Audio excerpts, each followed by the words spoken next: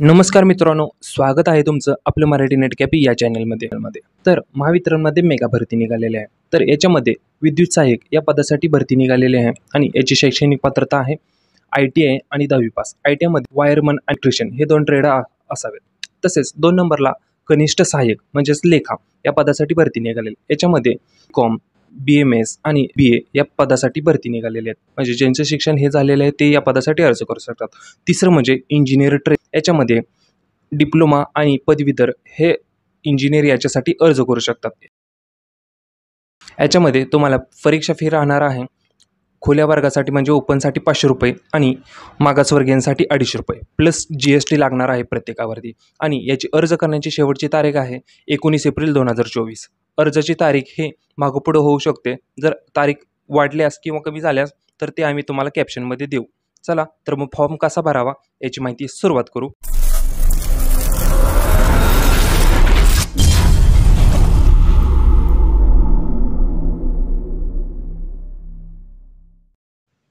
सर्वप्रथम आपल्याला या महावितरणच्या वेबसाईटवरती यायचं आहे. याची लिंक तुम्हाला डिस्क्रिप्शनमध्ये भेटून जाईल.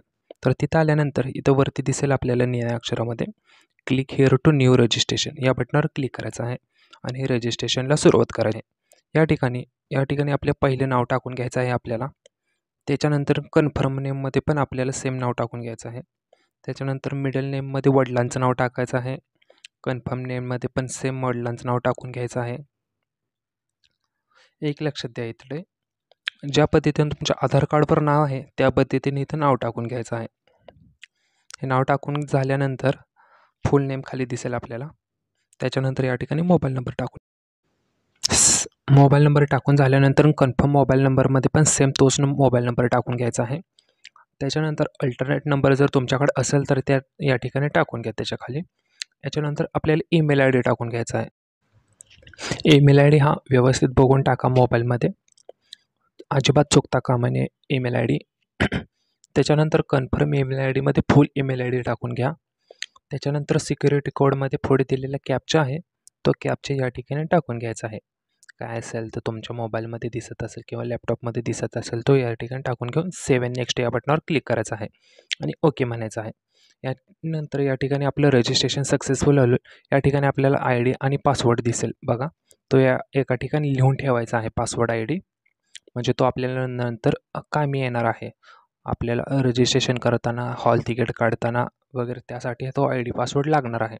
याच्यानंतर आता फोटो आणि सिग्नेचर कसे अपलोड करायचे ते आपण या ठिकाणी पाहूया. फोटो हे ऑलरेडी स्कॅन करून ठेवा तुमच्या PCमध्ये.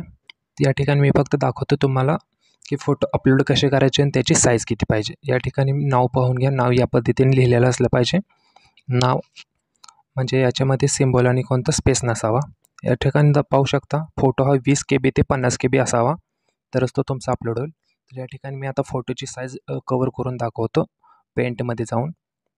तुमच्याकडे दुसरा कोणता ऑप्शन असेल तर तुम्ही त्या पद्धतीने 20 ते 50 या साईजमध्ये तुम्ही कन्वर्ट करून ठेवा, चालेल. या ठिकाणी फोटो कशी साईज करायची, पिक्सेल चेंज करायचा आहे फक्त. 14 KB दाखवत आहे तर त्यापेक्षा पिक्सेल कमी करून साईज कवर करून घ्यायची आहे. तर या ठिकाणी पाहू शकता 42 KB झालेली आहे. तर या ठिकाणी सिलेक्ट करून ओपन करायचे आहे. तर या ठिकाणी पाहू शकता फोटो हा अपलोड होत आहे. या ठिकाणी 1-2 सेकंद घेईल पण फोटो अपलोड होईल. या ठिकाणी फोटो अपलोड झाले. त्याच पद्धतीने सही पण याच पद्धतीने अपलोड करायचे आहे. सहीची साईज ही फक्त दाखवत आहे या ठिकाणी 4 KB. तर सहीची साईज पाहिजे ही 5 KB ते 10 KB पाहिजे. तर या ठिकाणी आपण आता साईज जरा वाढवून घेऊ. या ठिकाणी पाहू शकता साईज झालेली 8 KB. तर आता फोटो हा सिग्नेचर ही अपलोड होईल. दाखवत आहे इथं 10 KB ते 20 KB दाखवत आहे. तर 10 KB ते 20 KBमध्ये आपण सिग्नेचर ही कॅप्चर करून घेऊ. आपण याची साईज वाढवून घेऊ 10 KBच्या पुढे. तर पाहू शकता 11 KB झालेले आहे. तर या ठिकाणी आता सिग्नेचर ही अपलोड होईल आपले. पाहू शकता फोटो सिग्नेचर अपलोड झालेले. त्याच्यानंतर डिक्लेरेशन ॲक्सेप्ट करून नेक्स्ट या बटनावर क्लिक करू. त्याच्यानंतर पाहू शकता या ठिकाणी ॲडव्हर्टाईज क्रमांक दाखवत आहे या ठिकाणी पहिल्यांदा. तर आपण आता कनिष्ठ सहाय्यक या पदासाठी अर्ज करणार आहे.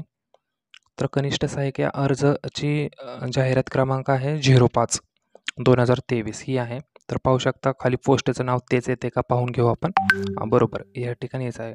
तर तुम्ही पण या अशा पद्धतीनं साईज सिलेक्ट करून घ्या. तर 6 नंबरला विद्युत सहाय्यक दाखवत आहे, 7 नंबरला इंजिनिअर डिप्लोमा वगैरे दाखवत आहे आणि 7 नंबरला पदविका वगैरे ते दाखवत आहे. तर तुम्हाला पाहिजे त्या पोस्टला तुम्ही या ठिकाणी सिलेक्ट करून घ्या. मी आता कनिष्ठ सहाय्यकचा फॉर्म भरत आहे, तर कनिष्ठ सहाय्यक हे सिलेक्ट करून घेतो. फॉर्म कोणत्या कॅटेगरीमधून भरायचं ते या ठिकाणी सिलेक्ट करून घ्या. ओपन, OBC वगैरे तुमची कोणती कास्ट आहे ती या ठिकाणी सिलेक्ट करून घ्यायची आहे. त्याच्यानंतर पोट जात या ठिकाणी लिहून टाकायचे आहे. जी कोणती तुमची पोट जात असेल ती या ठिकाणी तुम्ही मेन्शन करून घ्या. त्याच्यानंतर डिसेबिलिटी असेल तर यस करा, नसेल तर नो करा. त्याच्यानंतर हे सगळं अनविजिबल आहेत, ह्या सगळ्या जाहिराती ज्या फक्त विजिबल आहेत त्याच आपल्याला या ठिकाणी फिल करायच्या आहेत. वाटल्यास वाचून घ्या तुम्ही एकदा वरील सर्व माहिती. त्यानंतर या ठिकाणी धर्म सिलेक्ट करायचा आहे. धर्म हिंदू तुमचा जो कोणता आहे तुम्ही सिलेक्ट करा.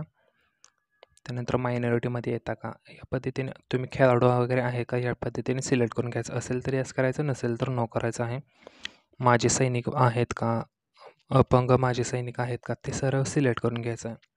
हे सर्व तुम्ही माहिती वाचा आणि त्याच्यानुसार तुम्ही माहिती भरून घ्या. काही विद्यार्थ्यांना यस वगैरे येत असेल तर त्यांनी ती माहिती त्यांच्याकडं असणं गरजेचं आहे, प्रमाणपत्र असणं गरजेचं आहे. त्या पद्धतीने तुम्ही माहिती वाचून फक्त फॉर्म भरून घ्यायचा आहे. यस और नो फक्त करायचं आहे. या ठिकाणी माझ्याकडे कोणतं सर्टिफिकेट नाही, माझं कोणतं दाखला झाला नाही, तर मी या ठिकाणी नो करतो. महिला आरक्षण यस करत आहे फक्त, कारण महिलांचा फॉर्म भरत असल्यामुळे. जर तुमची अप्रेंटिस झाली असेल महावितरणमधून तर ते सर्टिफिकेट तुमच्याकडे असणं गरजेचं आहे. ते आपल्याला इथे खाली लागेल, मी सांगतो तिथे भरायचं आहे. या ठिकाणी विचारते अप्रेंटिस झाली आहे का, यस करायचं, असेल तर, नसेल तर नो करायचं. असेल तर यस करून शिक्षण टाकायचं आहे आणि कुठपर्यंत कालावधी टाकायचा आहे. त्याच्यानंतर आधार कार्ड विचारेल तुमच्याकडे आहे का, आधार कार्ड यस करून आधार कार्डचा नंबर टाकून घ्यायचा आहे या ठिकाणी.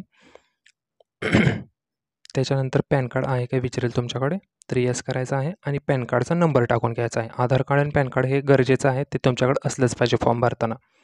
त्यानंतर महाराष्ट्राचा रहिवासी आहे विचारेल तर यसच करायचं आहे. जे बाहेरचे असेल त्याने नो करायचं आहे. त्याच्यानंतर तुमचं परीक्षा केंद्र टाकून घ्यायचं आहे. तुम्हाला कोणतं सेंटर जवळ पडतं ते. मला कोल्हापूर जवळ पडतं तर मी कोल्हापूर टाकून घेतो. त्याच्यानंतर 10वीच्या प्रमाणपत्रावर तुमची जन्मतारीख कोणती आहे ती जन्मतारीख या ठिकाणी अचूक टाकून घ्यायची आहे. आधार कार्डवर वेगळी असेल आणि 10वीच्या मार्कशीटवर वेगळी असेल तर आधार कार्डवरची जन्मतारीख तुम्ही चेंज करून घ्यायची आहे.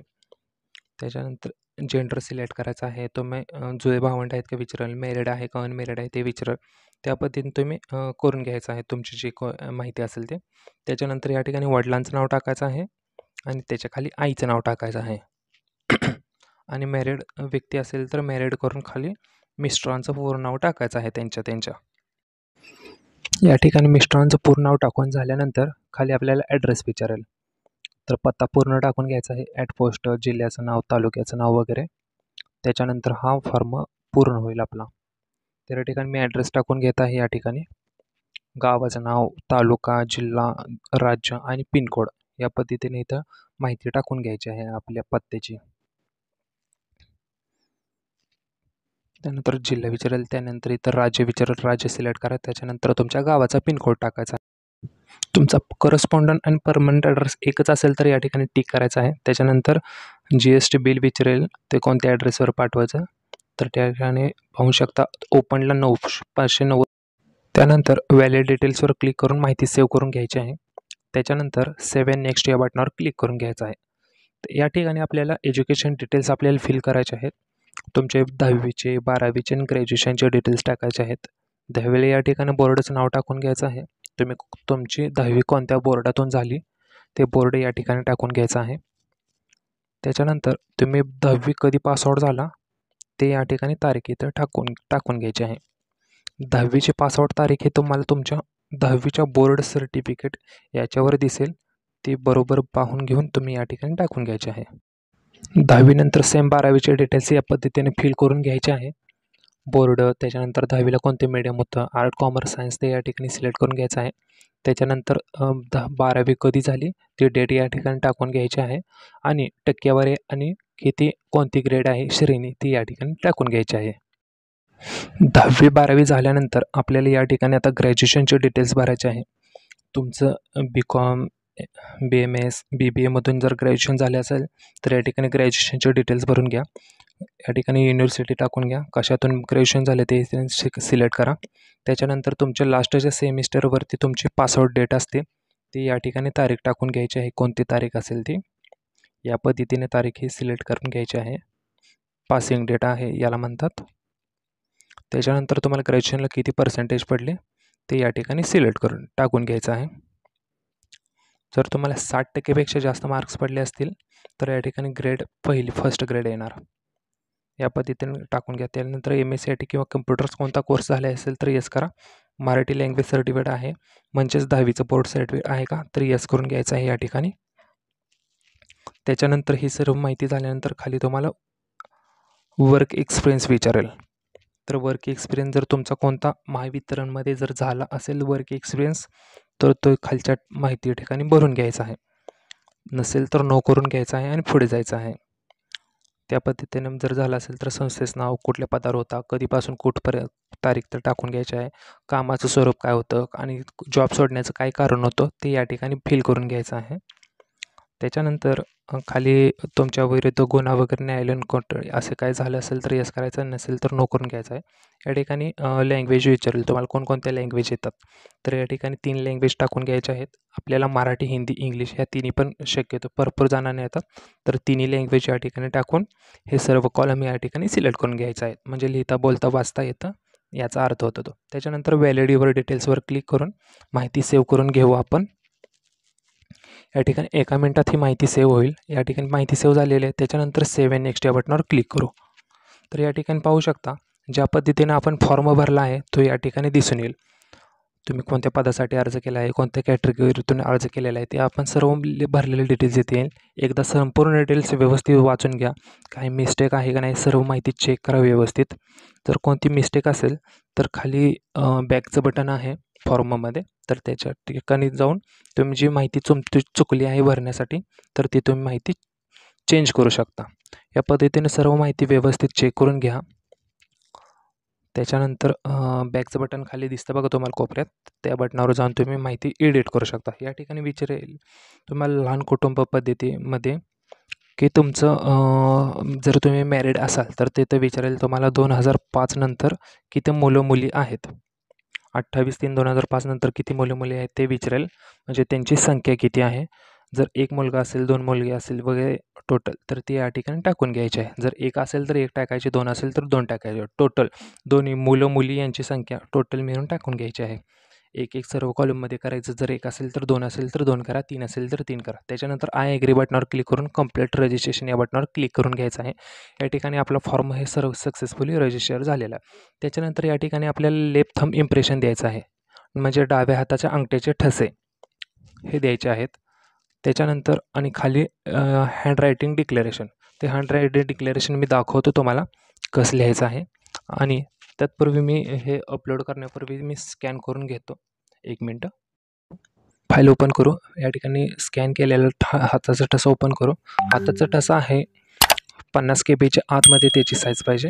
आणि त्याच्यानंतर हँड रायटिंग डिक्लेरेशन याची साईज ही 50 KB ते 100 KB याच्यामध्ये पाहिजे. तुम्हाला माहिती आहे नाव तर सगळं सेमच पाहिजे, याच्यामध्ये काय सिम्बॉल आणि गॅप नसावा. या ठिकाणी तुम्ही पाहू शकता डिक्लेरेशन या पद्धतीने असतं.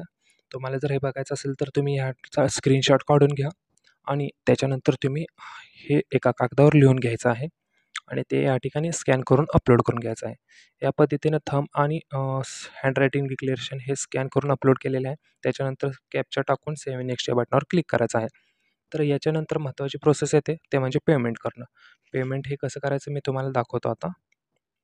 या ठिकाणी आता कॅप्चा टाकून घ्यायचा आहे या ठिकाणी आणि सबमिट या बटनावर क्लिक करायचं आहे.